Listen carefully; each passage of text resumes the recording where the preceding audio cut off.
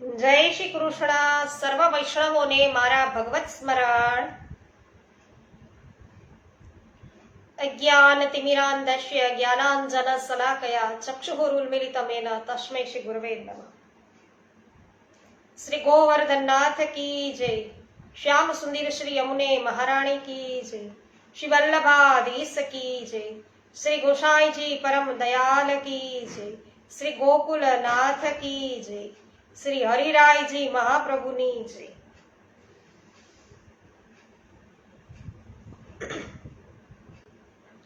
અધ્યાય 11 વૃંદાવન ખંડ ગર્ગ સંહિતા.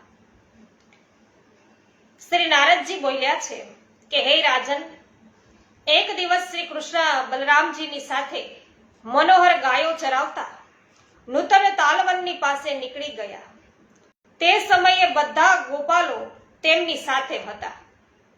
ત્યાં ધેનુકાસુર રાક્ષસ રહેતો હતો અને તેમનાથી ભય પામી અને ગોપગણ વનમાં ગયા નહીં. શ્રી કૃષ્ણ પણ ત્યાં ગયા નહીં. એકલા બલરામજી જ એ વનમાં છે એ પ્રવેશ કરે છે. તો પોતાના નીલા વસ્ત્રને કમરમાં બાંધીને મહાબલી બળદેવજી પાકા ફળ લેવાના માટે તે વનમાં વિચરવા લઈ ગયા. બલરામજી સાક્ષાત અનંત દેવના અવતાર છે. તેમના પરાક્રમો પણ અનંત છે અને તેથી બંને હાથો વડે તાડના વૃક્ષોને હલાવતા અને ફળ સમૂહોને પાડતા ત્યાં નિર્ભયપણે ગર્જના કરવા લાગ્યા.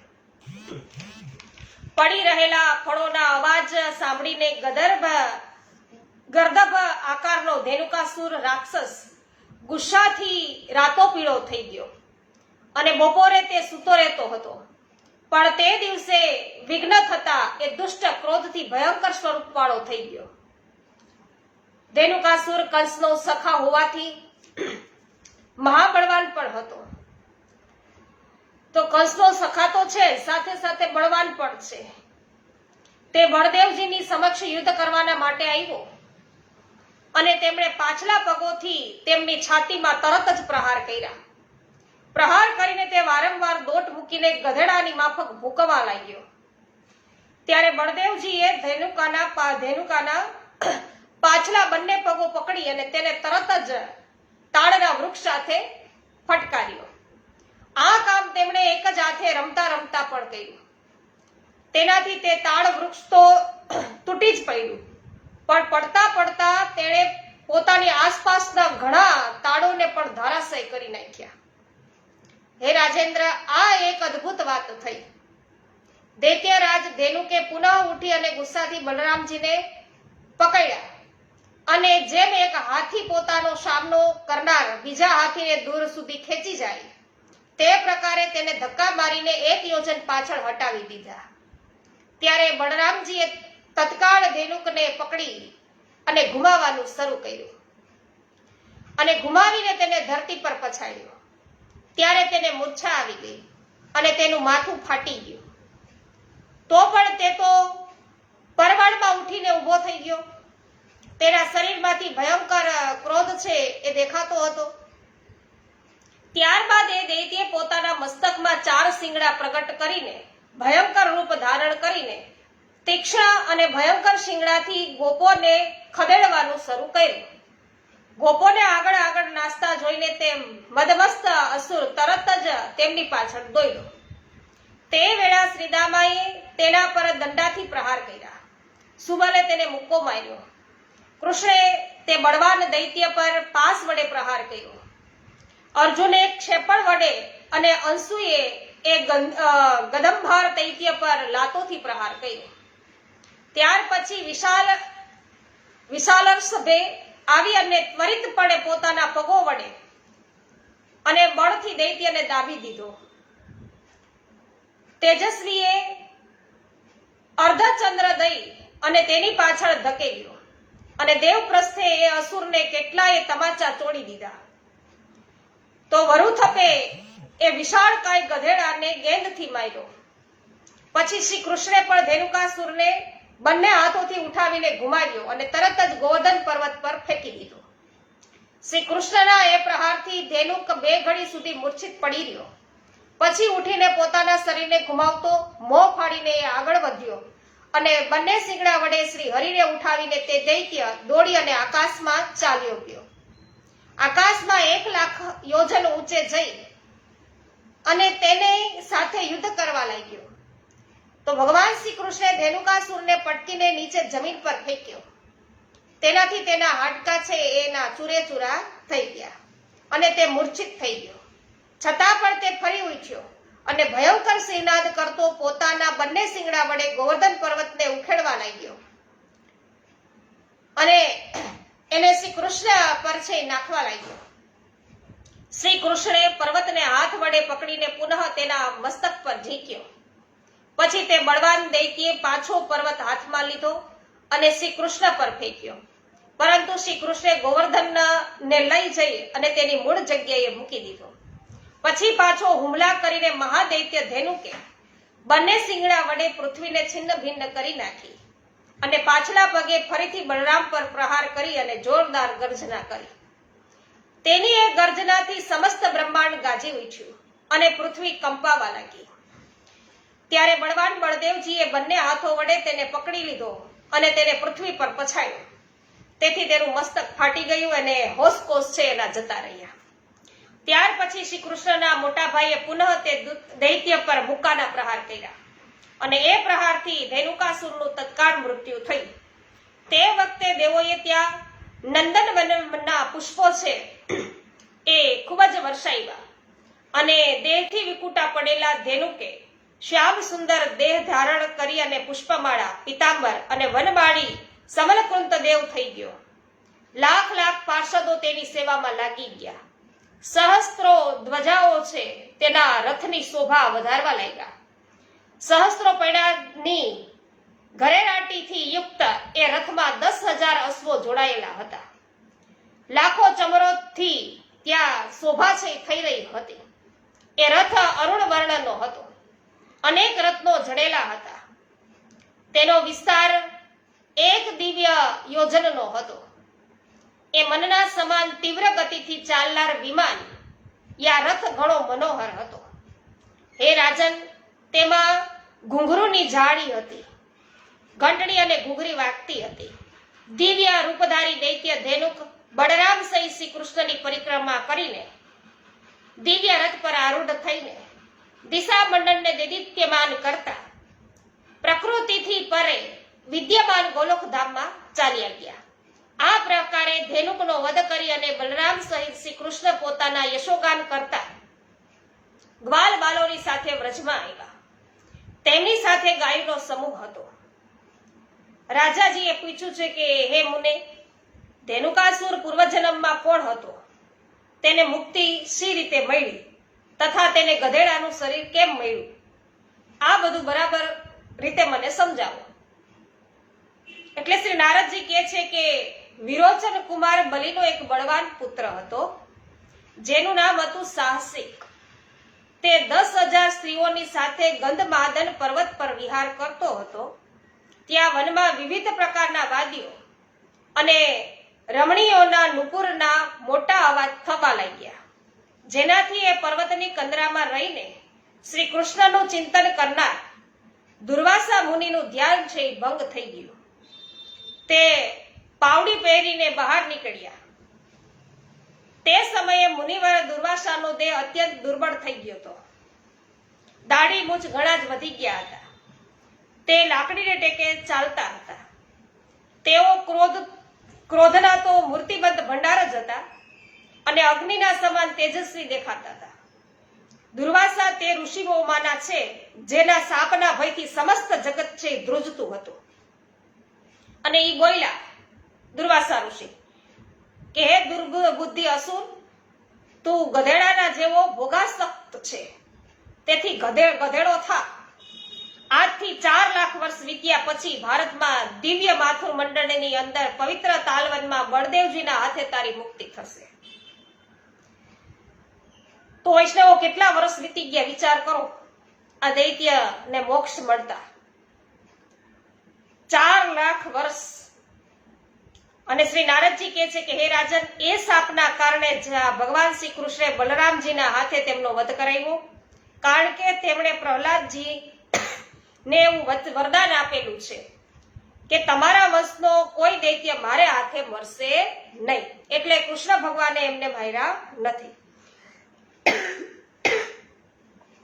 તો આ પ્રમાણે શ્રી ગર્ગ સંહિતામાં વૃંદાવન ખંડના નંદ સનંદ સંવાદમાં ધેનુકાસુરનો ઓધાર નામનો 11મો અધ્યાય છે પૂરો થાય છે. શ્રી ગોવર્ધનનાથ કી જય. લલિતાબેન અકબરી, કુંદનબેન પરમાર, હેમાબેન ગુજરાતી, જે.આર. વડાલિયા, મસરૂ ટીનાબેન, સુભાષભાઈ ભાયાણી, હંસાબેન પટેલ, દિનેશભાઈ રાજાણી, જ્યોત્સનાબેન ધામેચા,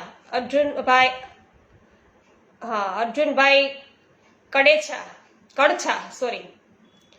રમેશભાઈ ચાંગાની, મનીષાબેન માકડિયા, જીલભાઈ ભાલાળા, લીનાબેન પટેલ, શામજીભાઈ નકુમ, પ્રિન્સભાઈ, પમીબેન, રંજનબેન લુણાગરિયા, એમ.બી. કોઠિયા, શિવમભાઈ ઠાકુર, નૂતનબેન જાવિયા અને પરેશભાઈ ગજેરા સર્વ વૈષ્ણવજનોનું સ્વાગત છે. સર્વપ્રથમ ભાનુબેન પિત્રોડા છે એ લાઈવ થયા છે, એમનું પણ સ્વાગત કરું છું. પાવતીબેન ઠુમ્મર, આપનું સ્વાગત છે. અધ્યાય 12મો.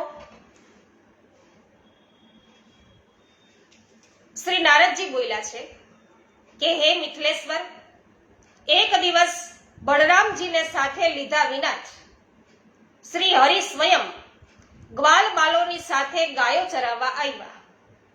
યમુનાજીના તટ પર આવી અને તેમણે વિષાકત જળ પીધું, એટલે વિષવાળું, જેને નાગરાજ કાલીએ પોતાના વિષથી દૂષિત કર્યું હતું. એ જળ પીને ઘણી ગાયો અને ગોપગણ પ્રાણહીન થઈ અને પાણીની નજીકમાં છે એ ઢળી પડ્યા. તો આ જોઈને સર્વ પાપહારી સાક્ષાત ભગવાન શ્રી હરિનું હૃદય છે દયાથી દ્રવી ઉઠ્યું. તેમણે પોતાની પિયુષપૂર્ણ દ્રષ્ટિથી જોઈ અને તે બધાને જીવિત કર્યા. ત્યાર પછી તેમણે પિતાંબરને કસીને તાણીને કમરે બાંધી દીધું અને પછી તે માધવ તટવર્તી કદમ વૃક્ષ પર ચડી ગયા અને તેની ઊંચી ડાળેથી એ વિષ દૂષિત જળમાં કૂદી પડ્યા. ભગવાન શ્રી કૃષ્ણના કૂદવાથી એ દૂષિત જળ છે એ ચક્કર લઈને ઉપર ઉછળ્યું. યમુનાજીના એ ભાગમાં કાલીય નાગ રહેતો હતો. વમણો થવાથી નાગનું ભવન એવી રીતે ગોળ ચક્કર કાપવા લાગ્યું જાણે કે પાણીમાં ભમર છે એ ઘૂમતા હતા. હે નરેશ્વર, તે વખતે 100 ફણોથી યુક્ત ફણીધર કાલીય ક્રોધિત થઈ ગયો અને માધવને દાંતોથી ડંખ દેતા તેમણે પોતાનું શરીર છે આચ્છાદિત કરી દીધું. ત્યારે શ્રી કૃષ્ણે પોતાનું શરીર વિશાળ બનાવી અને તેના બંધનમાંથી છૂટી ગયા. પછી તે નાગરાજની પૂંછડી ઝાલીને તેને આમ તેમ ઘુમાવવા લાગ્યા. ઘુમાવતા તેને જળમાં નાખીને તે પુનઃ 2 હાથો વડે ઉઠાવી લીધો અને તેને તરત જ 100 ધનુષ છે એ દૂર ફેંકી દીધો.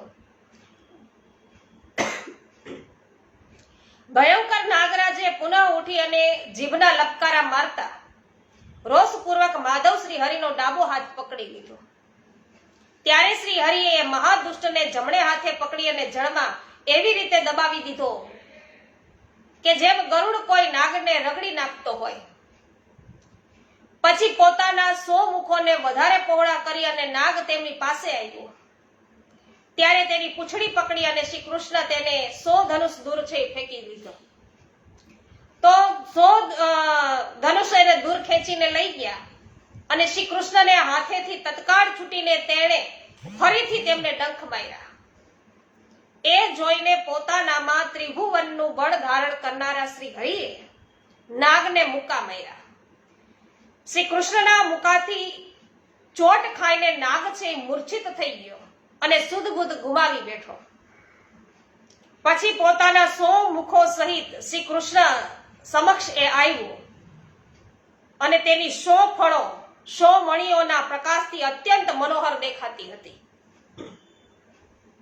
અને શ્રી કૃષ્ણ તે ફળો પર ચડી ગયા અને મનોહર નટવેશ ધારણ કરીને નટની જેમ નૃત્ય કરવા લાગ્યા. તે સાથે જ સપ્ત સ્વરોથી કોઈક રાગના આલાપ કરતા તાલની સાથે સંગીત છે રજૂ કરવા લાગ્યા. તે વખતે નટરાજની જેમ સુંદર તાંડવ કરનારા શ્રી કૃષ્ણના પર દેવ લોકો છે એ બધા પુષ્પ વર્ષાવવા લાગ્યા અને પ્રસન્નતાપૂર્વક વીણા, ઢોલક, નગારા અને બંસરી છે એ બજાવવા લાગ્યા. તાલની સાથે પદ વિન્યાસ કરવાથી શ્રી કૃષ્ણે દીર્ઘ શ્વાસ લેતા મહાકાય કાલિયાની ઘણી ઉજ્જવળ ફેણો છે એને ભાંગી કચડી નાખી અને તે વેળાથી વિહવળ થયેલી એવી નાગપત્નીઓ, નાગણો આવે છે અને ભગવાન શ્રી કૃષ્ણના ચરણોમાં નમસ્કાર કરીને ગદગદ વાણી દ્વારા એ સ્તુતિ કરવા લાગે છે. નાગણો કે હે ભગવાન, આપ તો પરિપૂર્ણતમ પરમાત્મા તથા અસંખ્ય બ્રહ્માંડોના સ્વામી છો. આપ ગોલોકના નાથ શ્રી કૃષ્ણચંદ્રને અમારા વારંવાર નમસ્કાર હો. વ્રજના નાથ આપ શ્રી રાધા વલ્લભને નમસ્કાર હો. નંદજીના લાલા અને યશોદા નંદનને નમસ્કાર હો. હે પરમદેવ, આપ આ નાગનું રક્ષણ કરો. ત્રિલોકમાં આપના સિવાય એને શરણ દેનારું બીજું કોઈ નથી.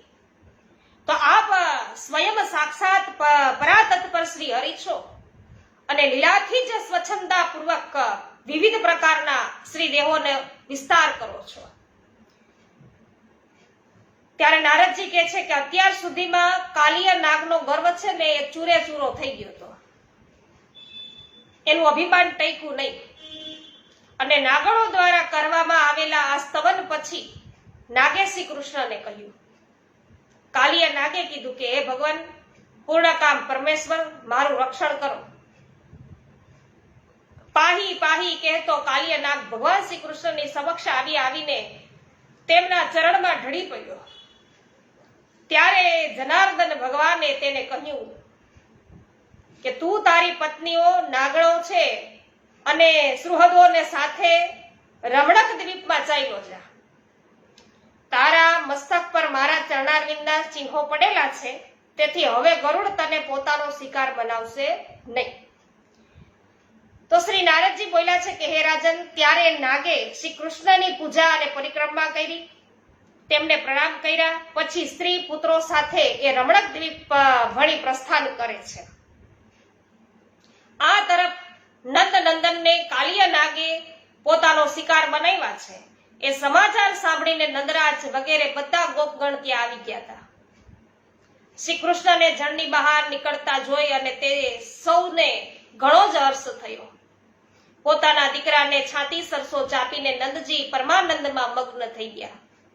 યશોદાજીએ પોતાના ગુમાવેલા પુત્રને મેળવીને તેના કલ્યાણની કામનાથી બ્રાહ્મણોને ધનદાન કર્યું અને તે વખતે તેમના સ્તનોમાંથી સ્નેહની અધિકતાના કારણે દૂધ છે ઝરતું હતું. તો હે રાજન, તે દિવસે રાત્રે વધારે શ્રમના કારણે ગોપાંગનાઓ અને ગ્વાલબાળો સાથે બધા ગોપો યમુનાજીની નજીક તે જ જગ્યાએ સૂઈ ગયા. નિશિત રાત્રિ કાળમાં વાસના ઘસાવાથી પ્રલયાગ્નિ સમાન દાવાનળ પ્રગટ થયો. તો જે સર્વ તરફથી માનો ગોપોને બાળી નાખવાના માટે ત્યાં ફેલાયો હોય એવું લાગી રહ્યું હતું. તો દાવાનળ ફાટી નીકળ્યો.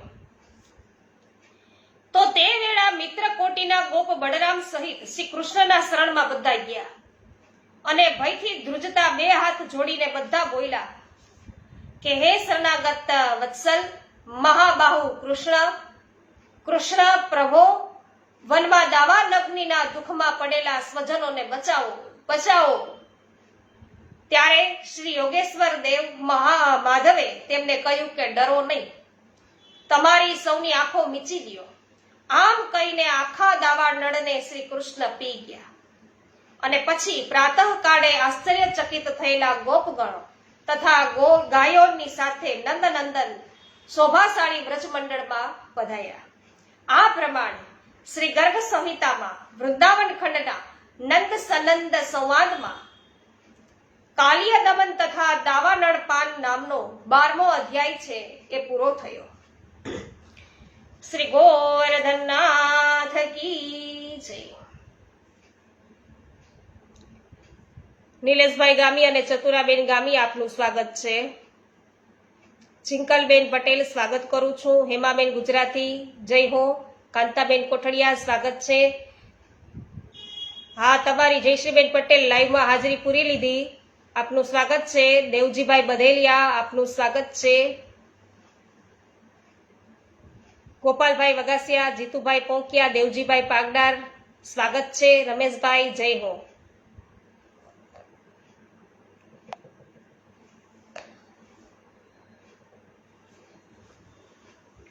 અધ્યાય 13મો લઈએ છીએ. વિદેહરાજ બૌલાસ્ય પૂછ્યું છે નારદજીને કે હે દેવર્ષે, યોગીઓ માટે અનેક જન્મમાં જેમની ધૂલી પણ જગતમાં દુર્લભ છે, તો જેમના ચરણની રજ છે એ દુર્લભ છે, તો ભગવાનના તે ચરણારવિંદ કાલિય નાગના મસ્તકો પર સુશોભિત થયા. તો જેના ચરણોની રજ પણ મળવી મુશ્કેલ છે એવા પ્રભુના ચરણો છે એ તો કાલિય નાગના માથે છે આવ્યા. તો કાલિય નાગના મસ્તકો પર સુશોભિત થઈ ગયા પ્રભુના ચરણો. તો નાગોમાં શ્રેષ્ઠ એ કાલીએ પૂર્વજન્મમાં કયા પુણ્ય કાર્યો કર્યા હતા જેથી તેને આવું સદભાગ્ય છે પ્રાપ્ત થયું તે હું જાણવા ઈચ્છું છું.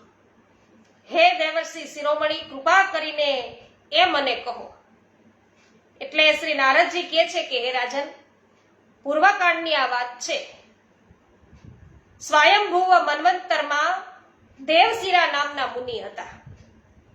દેવશિરા નામના મુનિ જેની ઉત્પત્તિ ભૃગુ વંશમાં થઈ હતી અને તેઓ વિંધ્ય પર્વત પર તપશ્ચર્યા કરતા હતા.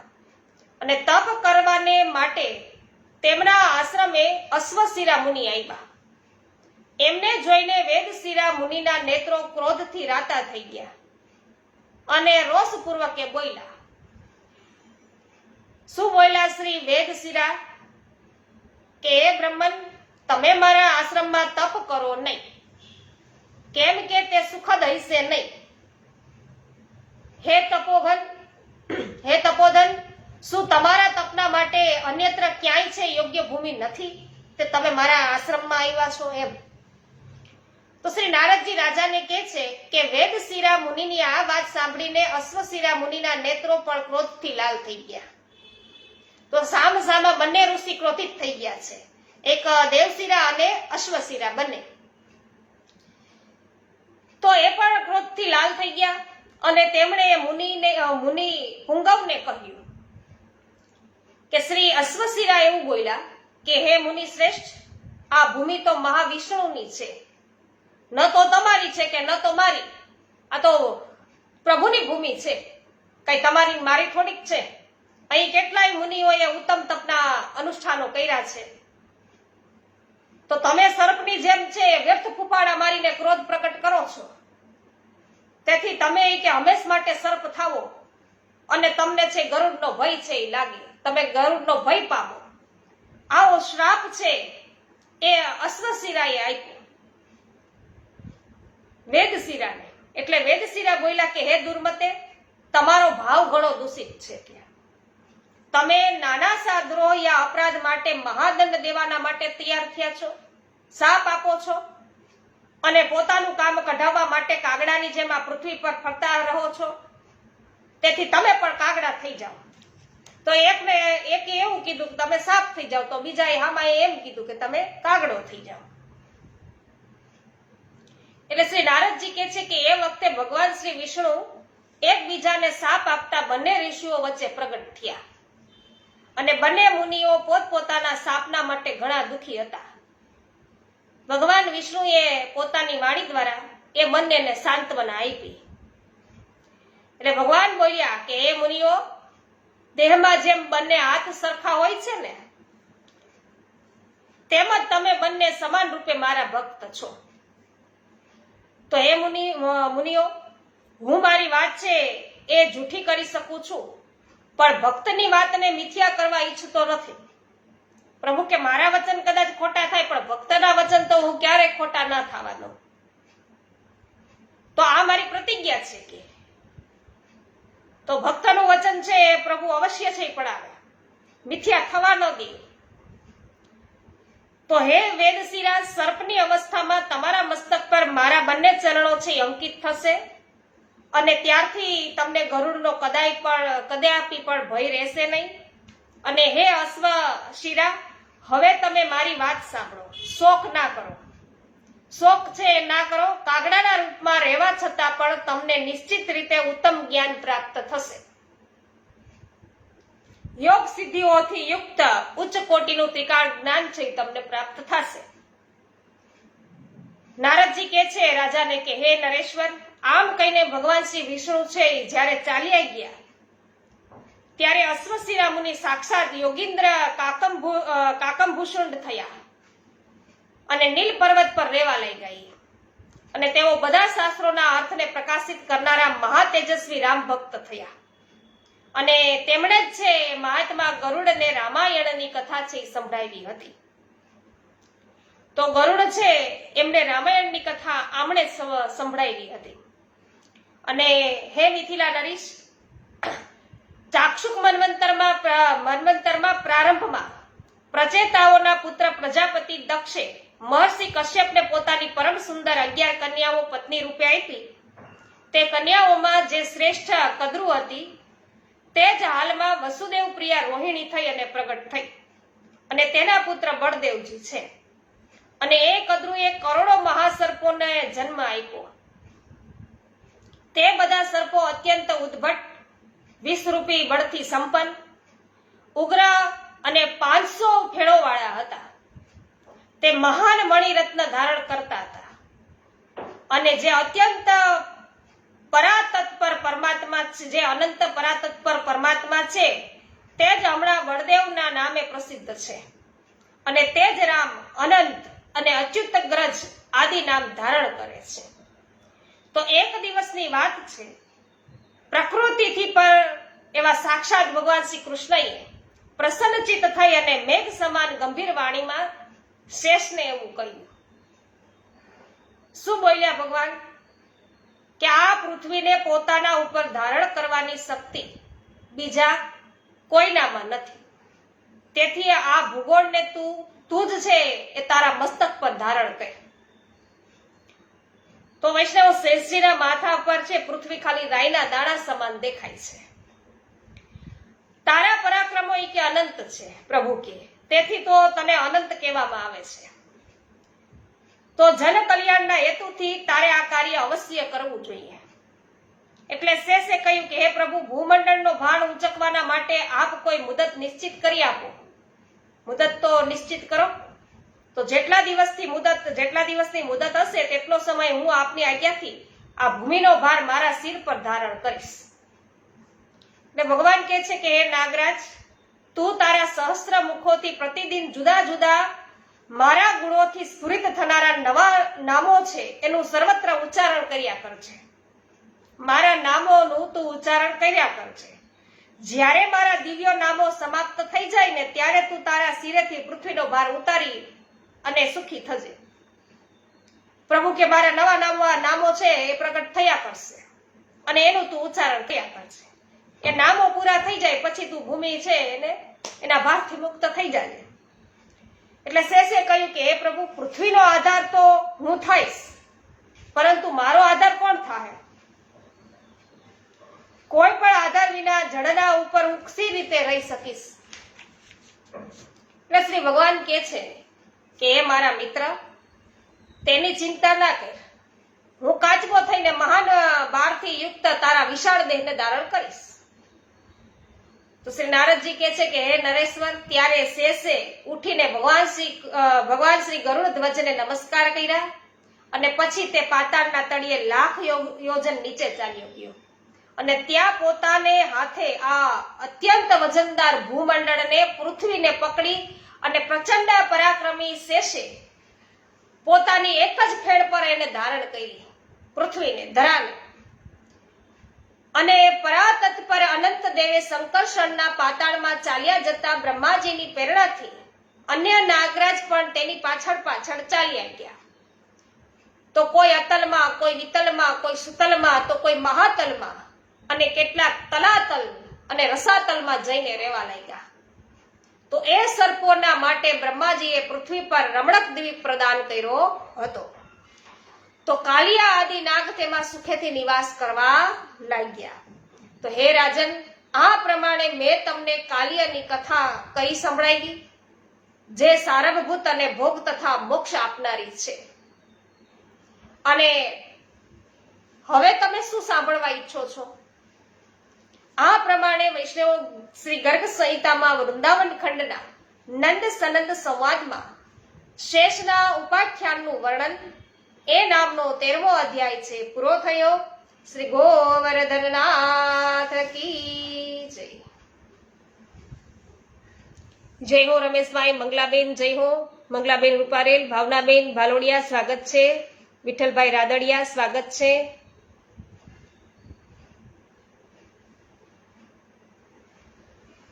હેમાબેન ગુજરાતી આપનો આભાર. કાંતાબેન ઘુમલિયા, ગોપાલભાઈ ઘુમલિયા સ્વાગત છે. જયાબેન ઘોડાસરા, શાંતિભાઈ ઘોડાસરા સ્વાગત છે. શિલ્પાબેન લુણાગરિયા, જગદીશભાઈ લુણાગરિયા સ્વાગત કરું છું. કથિરિયા વલ્લભભાઈ આપનું પણ સ્વાગત છે.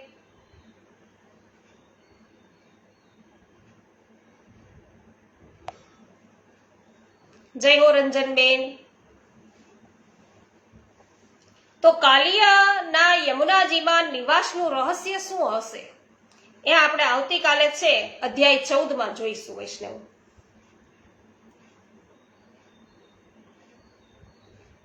શ્રી ગોવર્ધનનાથ કી જય. શ્રી ગિરિરાજ ધરણ કી જય. શ્યામ સુંદર શ્રી યમુને મહારાણી કી જય. શ્રી વલ્લભાધીશ કી જય. શ્રી ગોસાઈજી પરમ દયાલ કી જય. શ્રી ગોકુલનાથ કી જય. શ્રી હરિરાયજી મહાપ્રભુની જય. સર્વ વૈષ્ણવોને મારા જય શ્રી કૃષ્ણ.